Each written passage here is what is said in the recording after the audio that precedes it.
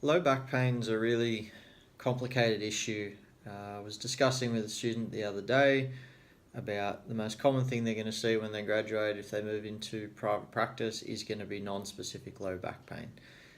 Unfortunately, in this day and age where people sit more and more as part of their jobs with the advent of technology, the problems of back pain and everything that goes with it are going to be more and more common.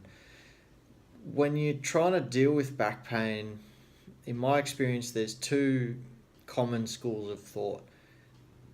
The first is the transverse abdominis problems, which more common down this end of the world, in Australia, New Zealand, etc., as far as trying to deal with back pain, popularised, or I suppose the better term would be researched by Paul Hodges and his group.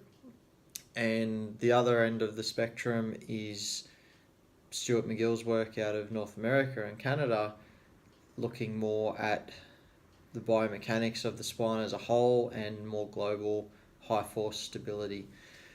For myself, growing up or being educated in Australia, the way I was taught to deal with back pain was the inner unit, or the transverse abdominis model. The inner unit being transverse abdominis, multifidus, the pelvic floor, and the diaphragm. Someone's got pain, there's a problem there, you teach them to turn on their transverse ab, often by palpating the inside of the ASIS and drawing the belly button in towards the spine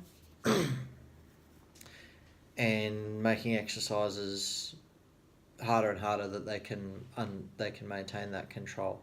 When I went to Canada for 4 years, I was exposed to Professor McGill's work, and it kind of, I guess I took it as creating a splint with the whole spine, and the involvement of the outer unit of muscles, your abs, your obliques, your erector spinae, to create a splint and avoid uncontrolled movement of the spine as a whole.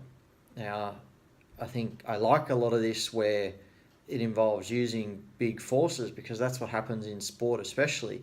A big collision in rugby league is a big force, so you've got to be able to maintain a neutral spine position under heavy load. And as opposed to, can you draw your belly button in and hold that whilst making a tackle on a 120 kilo guy running 30 k's an hour. I think where the asterisk comes for a lot of this is, and I think unfortunately Paul Hodges was unfairly quoted, or has always been unfairly quoted, and to my understanding his research was in the presence of pain, transverse abdominis is inhibited, or multifidus, or whichever. So that doesn't necessarily mean if you're building a core stability program for an athlete that you need to focus on the activation of transverse abdominis.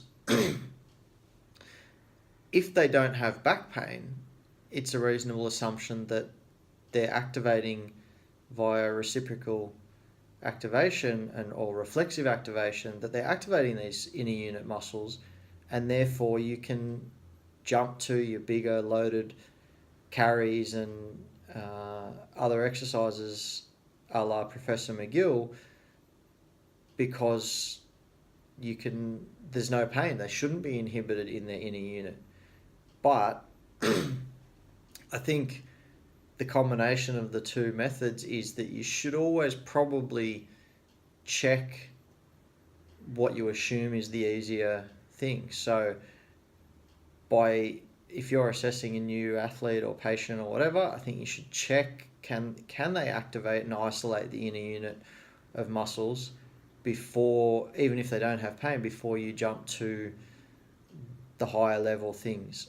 Unfortunately, fortunately for them, athletes are really good at hiding problems and dysfunctions. So sometimes actually the regression is actually the progression. They can do all the loaded carries and high level exercises, and they can play football and tolerate the collisions without any back pain because they never got taught the low level things. And there's some skill element to those as well. And I think in general they will pick those things up really, really quickly. But it's important not to assume all the time. Still tick that box, but if they can do it and there's no pain, move on. Get to the higher level things that are going to allow them to tolerate the demands of their sport. So in summary, as with everything with rehab and performance, it's a little from column A, a little from column B. If you're trying to build core stability, in the presence of pain changes things, and especially in the everyday population where back pain is going to be more and more prevalent, or is already more and more prevalent, check both ends of the spectrum. But if they can already tolerate and do the low end, don't just stay there. Get up and tolerate the high end and figure out the demands of where they need to be, where they are currently, and fill those gaps. And I think you'll have pretty good success. Thanks.